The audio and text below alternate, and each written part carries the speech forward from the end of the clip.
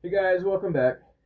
I recently passed 200 games with Chaos Knights across practice and tournaments. In this video, I want to walk through how I think about army composition, not what's best, but what has consistently worked for me over time. I'm based in the US and mostly play singles events using GW terrain layouts. While I do play some team events, everything I'm talking about here is from a singles mindset, since that's where list building decisions matter the most.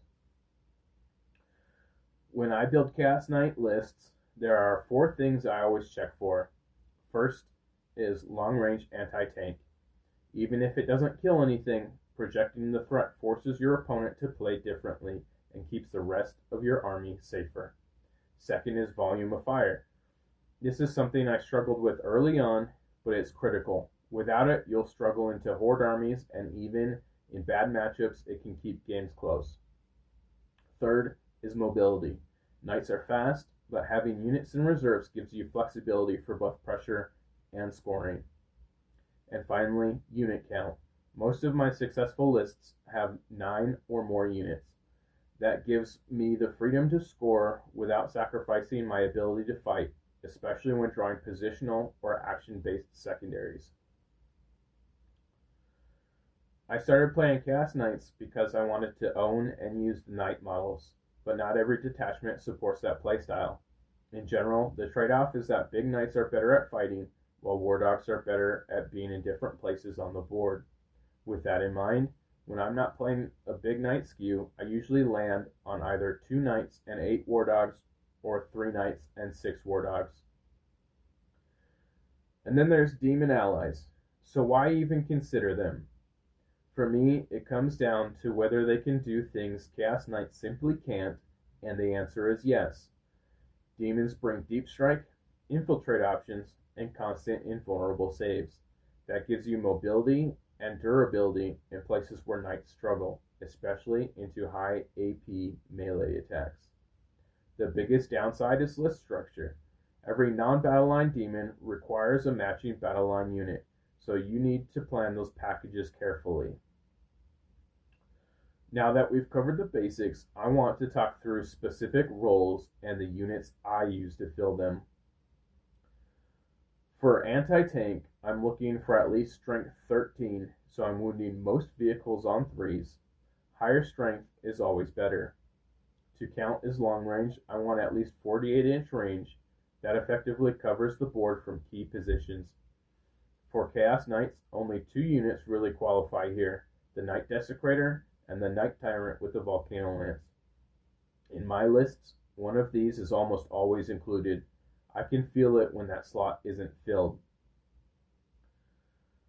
For volume of fire, you need enough shots to meaningfully clear enemy units.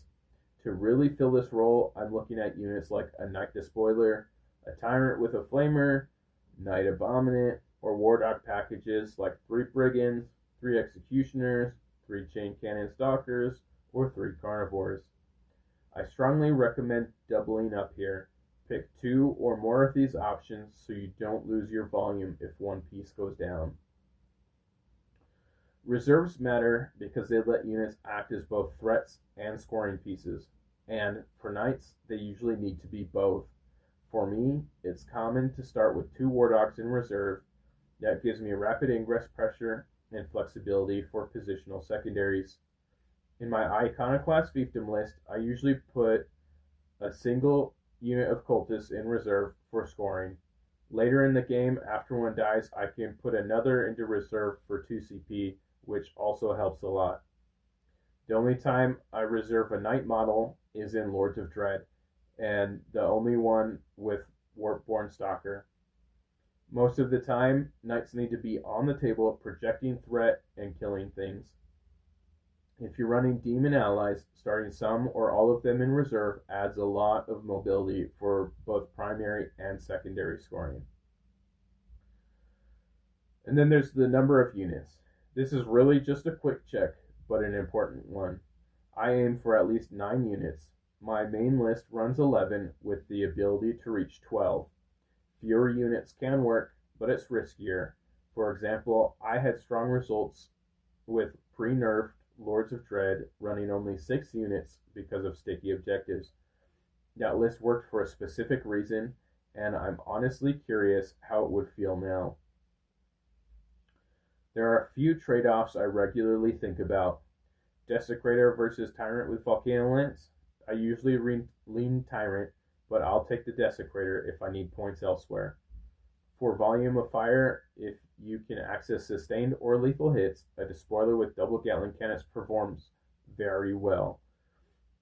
If you want another knight, the Tyrant with Flamer can work, averaging around 10 to 11 Flamer shots.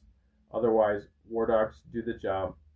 I've run 3 Executioners and 3 Carnivores at a tournament, and it worked just fine.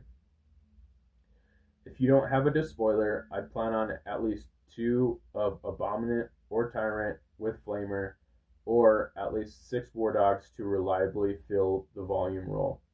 From there, you can fill in with more War Dogs to get some allied units. These are a few ally packages I've used or considered to complement the army. This package is mainly about secondary scoring. The Fleshhounds are especially useful because they can be removed from the board at the end of your opponent's turn and repositioned, which helps a lot with drawing different secondary cards.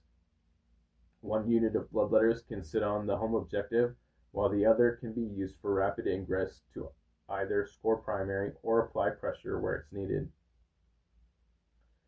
I've used this package specifically to force more Battleshock tests and get more value out of the army-wide +1 to wound. The Skull Cannons force Battleshock tests when they hit units in the shooting phase, which helps set up that bonus more reliably.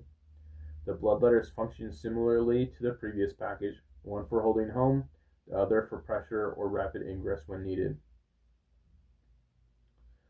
I haven't personally run this package yet, but it's similar to what a lot of Chaos Knight players are using right now.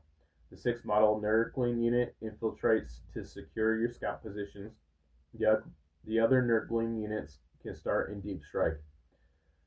From there, the Beast of Nurgle units can scout up the board and help secure early objectives, while your knights apply pressure elsewhere. I also haven't run this exact package yet, but it's something I plan to test. I've already used a single unit of Blue Horse to infiltrate and secure scout positions in Iconoclast Fiefdom, and they've performed well. I want to try this package in Lords of Dread to secure objectives and act as a nuisance unit, while the knights apply pressure. Blue Horrors are deceptively durable and tend to stay on the board longer than opponents expect. This is the ally package I use for Iconoclast Fiefdom. The Blue Horrors infiltrate into the midboard to secure scout positions. I then use Pave the Way to give 3 cultist units scout, which lets me flood the board early. This package works extremely well for board control, especially when I'm going first, and it helps set the tempo of the game before my knights even start fighting. This is how I think about Chaos Knights right now based on my experience. If you're struggling with army composition or have other Chaos Knight questions you want covered, let me know in the comments and I'll make a video about it.